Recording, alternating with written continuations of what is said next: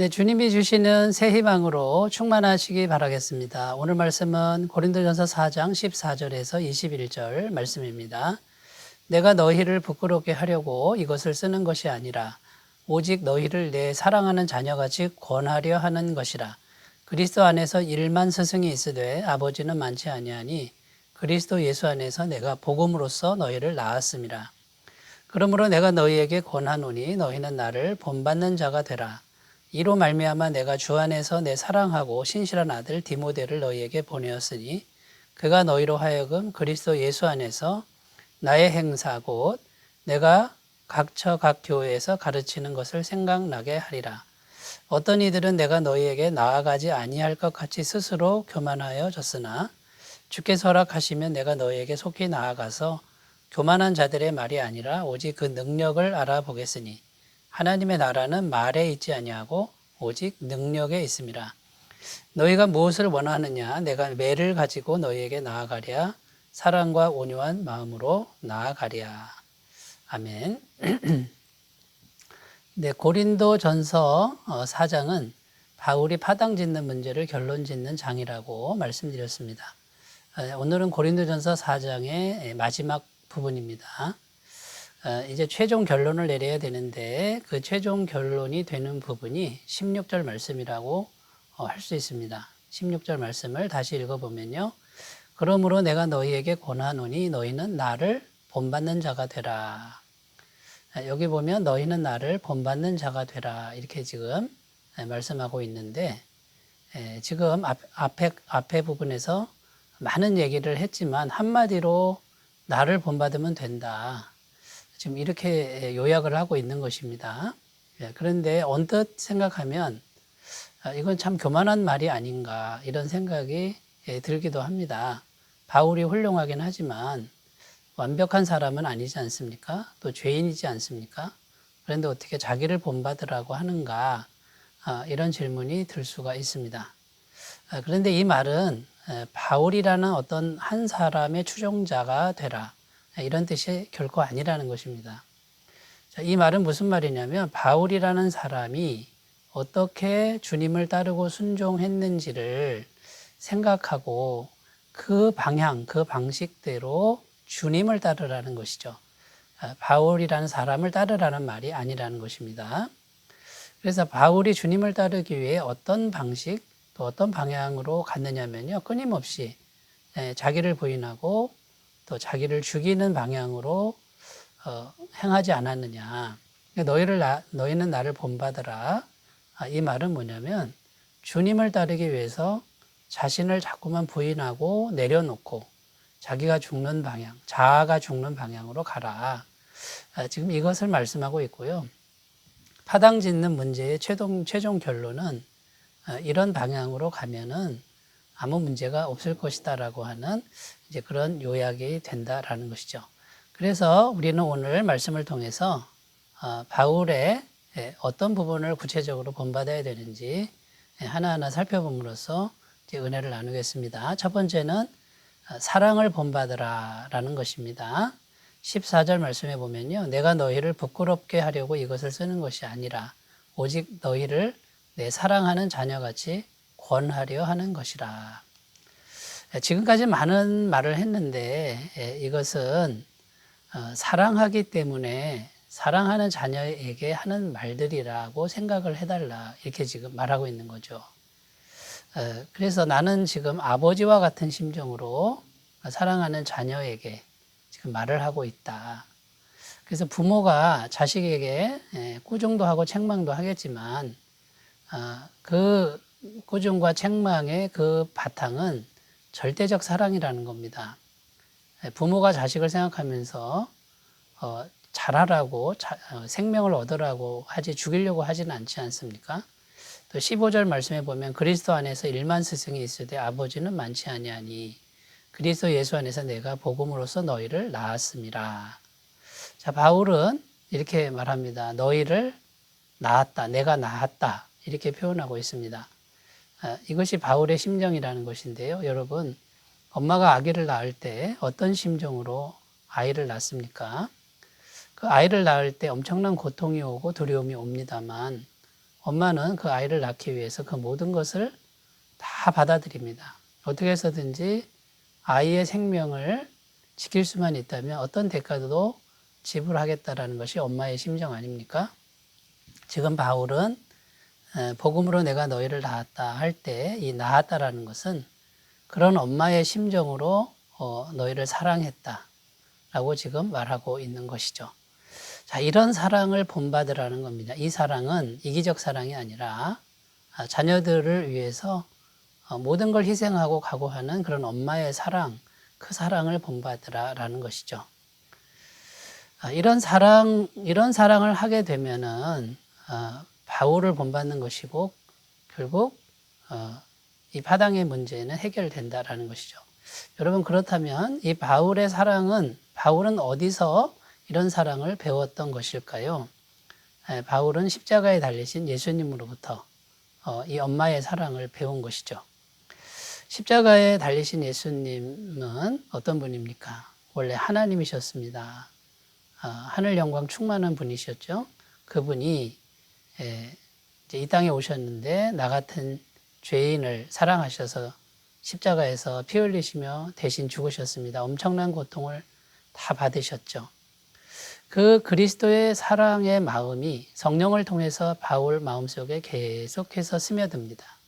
바울은 계속해서 그 사랑을 마음에 받아들이는 것이죠. 여러분, 그러니까 우리가 하나님을 먼저 사랑할 수 있는 것이 아닙니다. 우리가 하나님을 먼저 사랑한 것도 아니고 사랑할 수도 없습니다. 그러니까 성령님을 통해서 그리스도의 십자가 사랑이 우리 마음에 계속 스며들어야 우리는 조금 그 흉내를 내는 것뿐이죠. 그래서 하나님의 사랑이 우리 속에 계속 공급이 될 때 다른 사람도 그 예수님의 사랑으로 우리가 사랑할 수 있게 된다라는 것입니다. 여러분은 지금 마음속에 예수님의 그 큰 사랑이 자리하고 있습니까?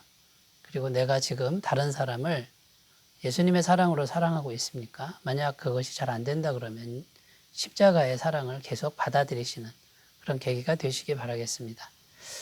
자, 첫 번째 사랑을 본받으라에 대해서 살펴보았고요. 두 번째는요, 복음의 말씀을 본받으라라는 의미입니다. 17절 말씀, 이로 말미암아 내가 주 안에서 내 사랑하고 신실한 아들 디모데를 너희에게 보내었으니 그가 너희로 하여금 그리스도 예수 안에서 나의 행사 곧 내가 각 교회에서 가르치는 것을 생각나게 하리라.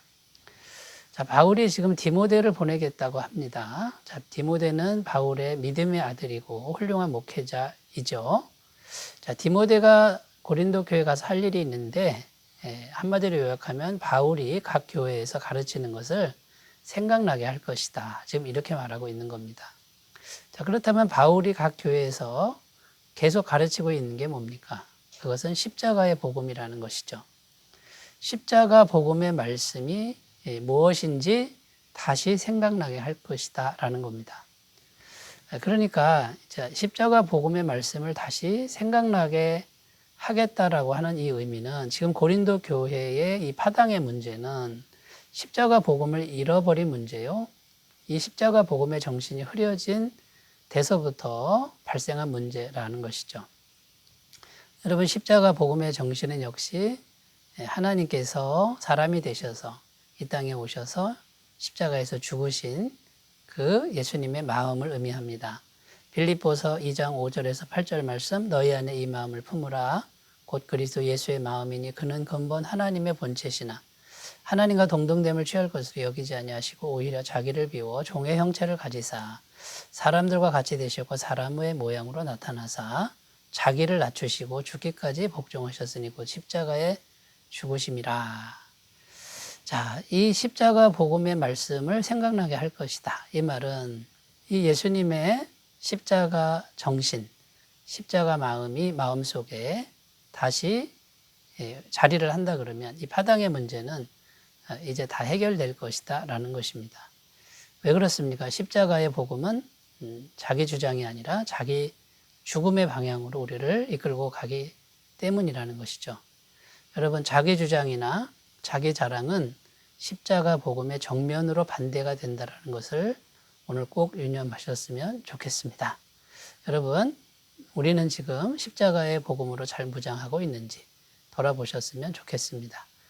자, 세 번째 무엇을 본받으라고 하느냐면요. 내면의 능력을 본받으라. 이런 의미가 있습니다. 19절, 20절.